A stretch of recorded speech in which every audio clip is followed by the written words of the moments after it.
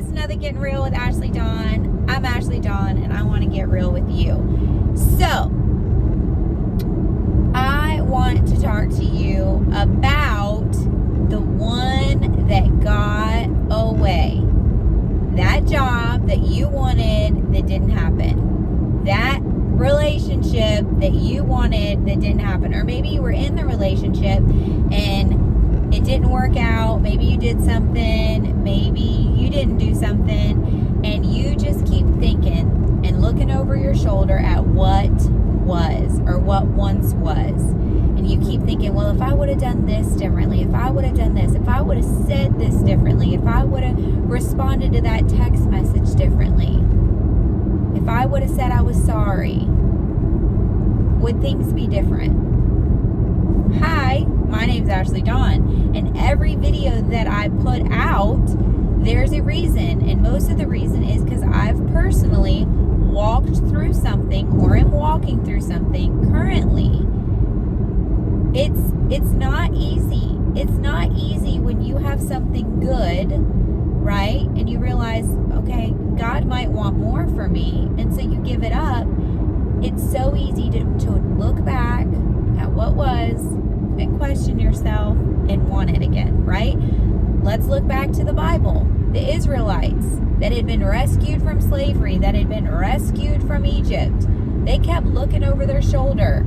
Some of them even said, we'd be better, at least we were eaten when we were in Egypt, we'd be better as slaves. Here they had their freedom and they were looking back, wishing they were slaves again.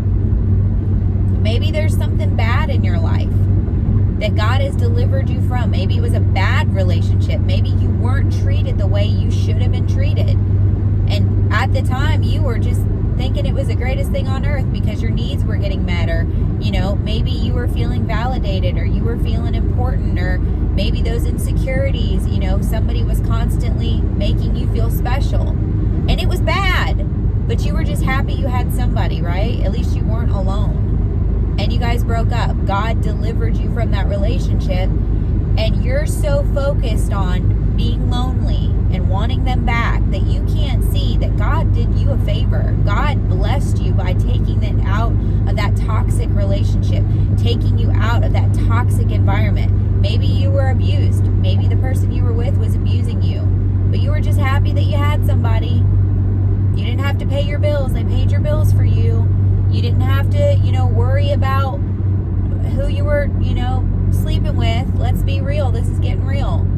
A lot of people are with people they shouldn't be with just because they don't want to go to bed by themselves. Learn to go to bed by yourself. Just because they don't want to go to dinner by themselves. Learn to go to dinner by yourself. You don't have to have somebody in your life to go to dinner. You don't have to have somebody in your life to go to bed. You don't need a cuddle buddy. I know a lot of people are going to have feelings about that, but it is what it is. You don't need a cuddle buddy. Cuddle with a teddy bear. Cuddle with a blanket. Cuddle with a pillow. If somebody is not helping you grow closer to Christ, it means they're helping you grow farther away from Him. So many people won't say what it is because, oh, are you happy? Okay, good.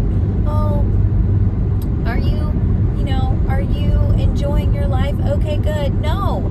If you are not growing closer to God, if you are not getting the fruits of the Spirit, peace, love, joy, patience, kindness, goodness, faithfulness, gentleness, self-control, if those aren't growing in you, then it means they're dying in you. And you don't need to be in toxic environments where the fruits of the Spirit are not seen or growing. Some people aren't going to like this video, and that's okay. They don't have to.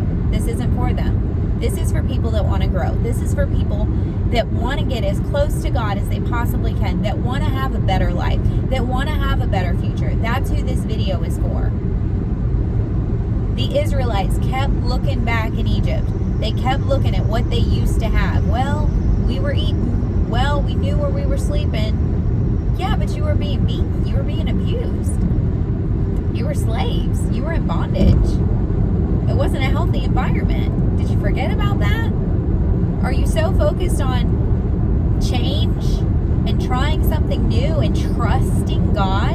And here, that's a lot of the problem, right? Lot's wife, God told her not to turn around, not to look back, and she turned into a pillar of salt. Why? Because she didn't trust God. She didn't trust that what was coming in their future, that what God was saving them from. Sodom and Gomorrah was a terrible place. It was sinful. It was toxic. It was not helping them be their best selves. It was not helping them be who God had called and created them to be.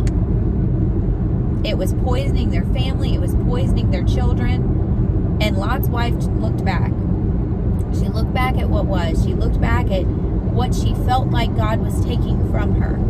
When God removes something from your life, and turn the volume up on this one. When God removes something from your life, it is a loving father taking poison away from his child. If God removes something from your life, it was going to poison you, and your loving father didn't want to see his child poisoned.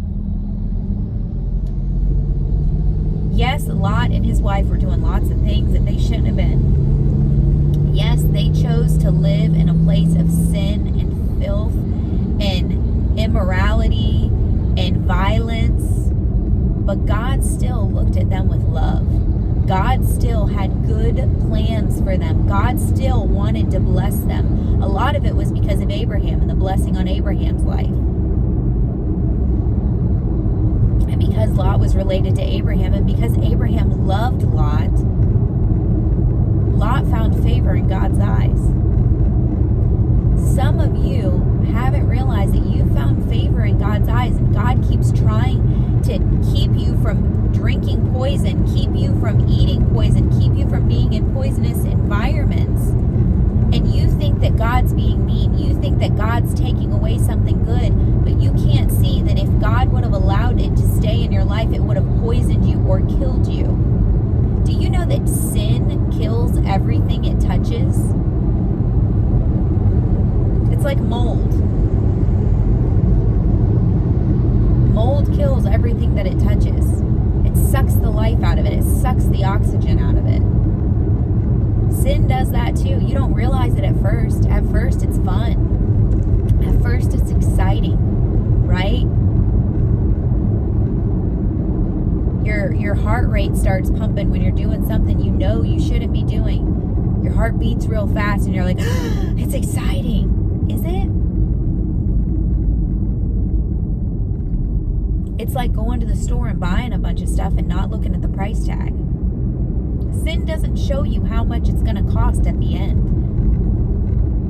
It shows you how much fun you're going to have, what a good time you're going to have, how many friends you're going to have.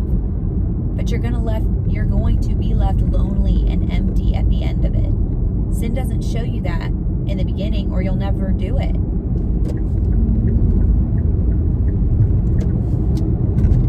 You get to the register, you get to the end of your life, and you look back at all the things that stole your joy, that stole your peace. And you think, oh, but it was fun at the time, was it? So often the things in our life that are poisoning us, the things in our life that God is trying to keep us from, we think that He's being mean or He doesn't want us to have a good life. There's so many of my friends that say, Ashleydawn, I don't know how you do the whole Jesus thing. I said, what are you talking about? Yeah, I just don't know how you do the whole Jesus thing. You can't have any fun. Listen, I have more fun than most of my friends do. Okay, I don't drink. Okay, I don't do drugs, and I don't smoke, and I don't, do those things that, some of them are going to smoke bars and all these different things. And I don't do that. But trust me when I say there is no lack of fun in my life. I have lots of fun. Okay, I'm not out there going, clubbing and hooking up with different people, and I have lots of fun in my life. That's not fun. You think it is. But after you do those things, you're left with a hangover. You're left sick. Talk to an addict that when they first started drugs, it was fun and it was exciting and they loved the way it made them feel. But then they started getting sick. And so they decide, you know what, I'm going to get off drugs. Ask them what detox is like, where their body is rejecting itself because it got so used to this poison that it was in their bodies. Sin never shows you the price tag. Bad choices, toxic decisions never show you the price tag until after, when you're already in it. You think an abusive partner is going to show you that they're abusive when you first start? No. They're going to wait until you fall in love with them. They're going to wait until you are committed to them.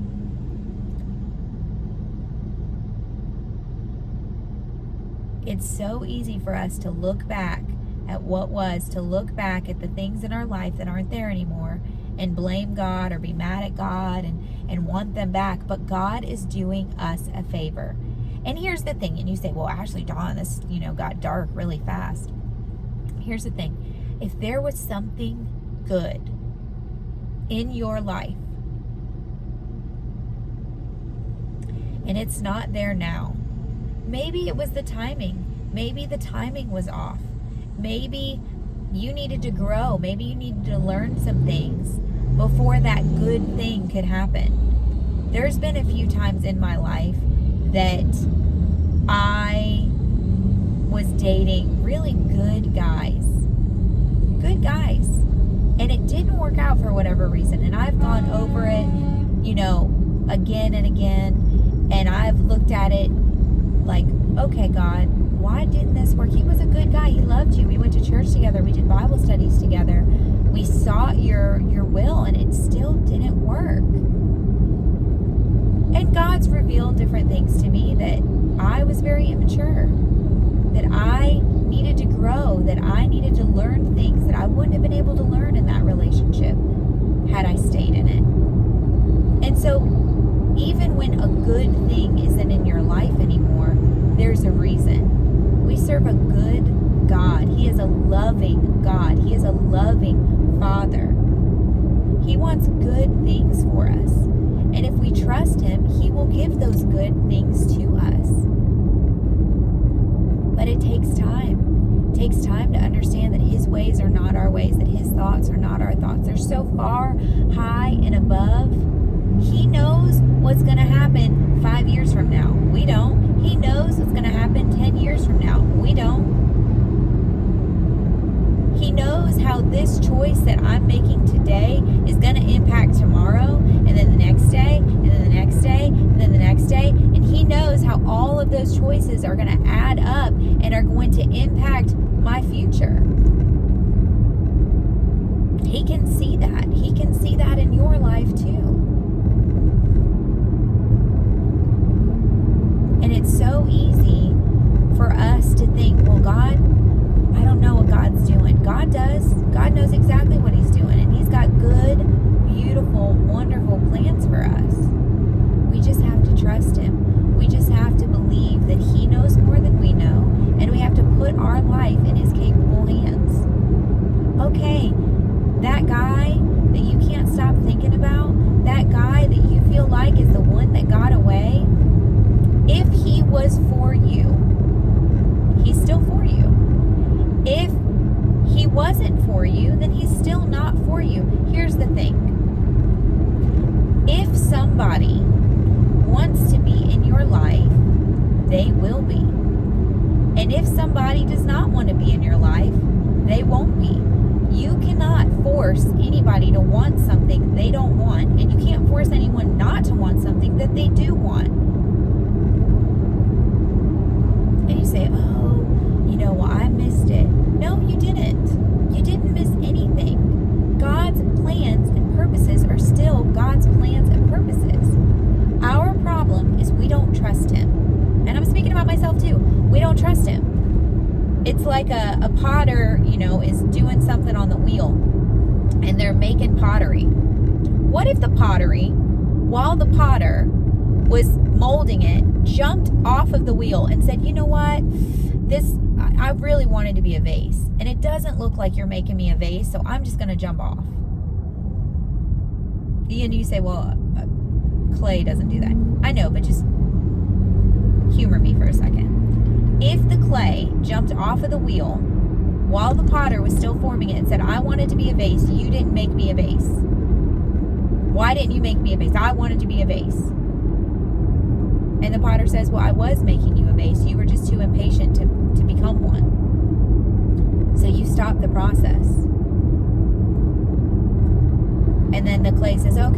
I'll get back on the wheel. And he does it all over again. And the potter is still has the same plan. It's still making that same vase, but it's taken some time. So the clay gets impatient and jumps off of it again.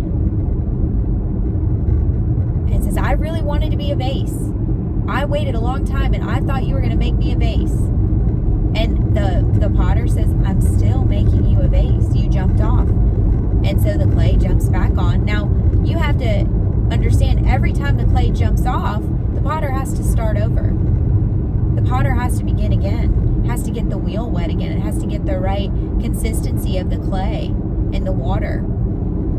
If it's too wet, it won't form. And if it's too dry, it won't be pliable. It won't be moldable. And so the potter and the clay go back and forth and back and forth and back and forth and back and forth, right? Well, when the potter finally gets the clay vase put together, the vase is like, yes, I'm a vase. This is awesome, right? He's finally made it. And then the potter takes the vase and puts it in a kiln. I don't know if you know what a kiln is, but it's a big oven that heats the clay and makes it hard. And it's hot, and it's steamy, and it's lonely because it's in there all by itself. It doesn't have the potter touching it, constantly reassuring it, constantly telling it it's going to be okay. And yes, I know I'm talking about clay as if it's a person. Just humor me. And once it's in that kiln, if it says, you know what, this is too hot, it's too hard, it's all alone, I don't want to do this anymore, and it gets out of the kiln, it will ruin the integrity of the clay and it will never last. If it tries to skip the process, it will never work. It won't. But what if the clay, the vase, trusts God? And it says, you know what, this is hot and I'm all alone and it hurts, but I'm going to trust the process because I want to be a vase. And I know that this step is going to be to my benefit. That it feels hot and it feels lonely and it hurts, but it's going to pay off in the end. It's going to work out in the end. And so it stays. It stays in the kiln. And it heats up and it gets hard and it gets glazed. And one day, the potter, the creator, comes and he gets the clay vase out of the kiln. And when he gets it out of the kiln, he reveals this beautiful vase that doesn't look anything like the clay vase that went in. Its colors are changed, it's vibrant, it's beautiful. And then the potter says, okay, I'm going to put it in this art gallery. And so it puts the vase in an art gallery, and people come all over to look at it, right? And the vase says, well, I want to be taken home. I want to be in someone's house. I want to be able to decorate somebody's house. And the potter says, well, you have to wait. And the potter says, I don't want to wait. I want to decorate someone's house now.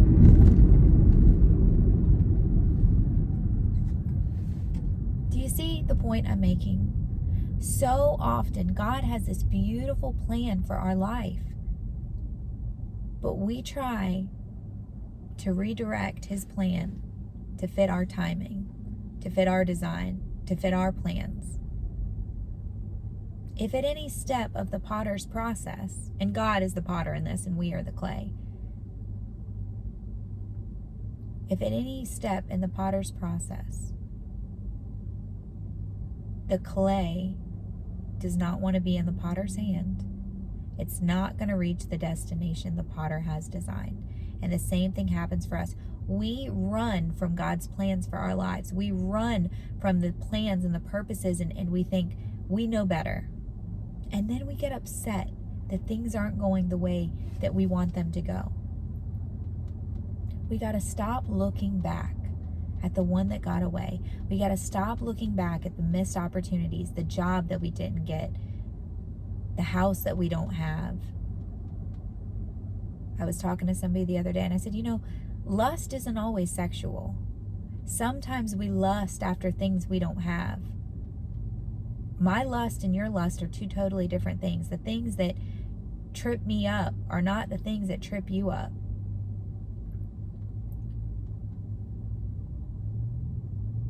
I want to be a mom, and I've wanted to be a mom since as long as I can remember, especially when I was 25. I really wanted to be a mom when I was 25. And I look back at my life and all the turns and the things that had changed. And I could get mad at God, and I could point fingers at God, but it would do no good, because I would not have experienced the beauty in my life if at any time God would have changed his plan with mine. I had no idea the beautiful things that I would see, the beautiful places that I would go, the beautiful people that I would see and meet. He will use every single piece of it for our good and for his glory. If we just stop trying to take the pen out of his hand, if we just stop trying to tell him that his plans for us aren't good enough, that ours are better. He is so much more loving than we give him credit for. He's so much more wonderful than we give him credit for. And we're so busy wanting our own way that we spend our time looking back at what was, looking back at what could be, instead of saying, God, I don't know what's up in my future, but I know that you're there, and I know that you're faithful, and I know that you love me, and I know that what you have for me is good. I'm sitting at a red light in front of the Edison home in Winter Estates, and there was one time that I thought that I was going to get married there. There was this cute little pier, and I was on a date, and I was walking, and I was talking to my ex-boyfriend at the time, and we talked about getting married there. And that was, 2010, 2011? It didn't happen. And when I look back at my life, I can look at it and see all the different things and question and wonder. But if I would have got married in 2010, 2011, my life would not look like it does now. And I believe that God is bigger. I believe that God is greater than anything I could ask, think, or imagine. And that my little heart and my little head in 2010, 2011, that had all these ideas, that had all these dreams and desires, at 2023, those dreams and desires are still there. Why? Because he put them there. Why would a loving God put dreams and desires in his daughter that he loves so much if he didn't want to fulfill them in his timing? God doesn't do things small. God goes big. Go big or go home. God's always going big. He's always doing more than we can think, ask, or imagine, more than we can dream, more than we can hope for. And the more we trust him, the more we relax in his hands. It's like the clay in the potter's hands. He can do more with it. We're pliable. We're moldable. I just want to encourage you. If you are in your 30s and you're looking back at your life wondering if you could have done this, if you should have done this, what if this, going over every single choice you've ever made, going over every single thing you've ever done, every relationship you've ever been in, every job you've ever had, and you're going over all of that over and over and over and over again, you can't unscramble eggs. My daddy used to always say that, and I loved it. You can't unscramble eggs. The eggs are scrambled. You can eat them, but you can't unscramble them. Your life, yesterday and even an hour ago, that way is done. It's over. You can't undo it. You can't unscramble it. If you got a couple mess ups, okay, they're there. Got a couple victories, okay, they're there. You can't undo it. Can't redo it. But what you can do is you can move forward. You can go towards the direction that God has for you. And what does that look like? What does that look like? Does that look like giving up control? Does that look like saying, okay, God, have your way? Have your way, Lord. Whatever that looks like. Whatever that's going to be, have your way. Help me to do what you've called me to do. Help me to be who you've called me to be. I want to see what you have for me. I want to see what your plans are, not what mine are. Trust me.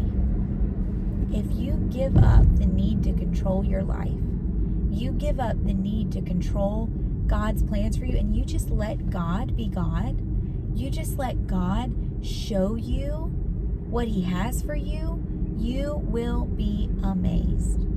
I just want to encourage you, don't go over the history. God is doing a new thing in your life. Behold, can you see it? Streams in the desert. God is doing a new thing. Stop looking back. Stop wondering what if. God's doing a new thing.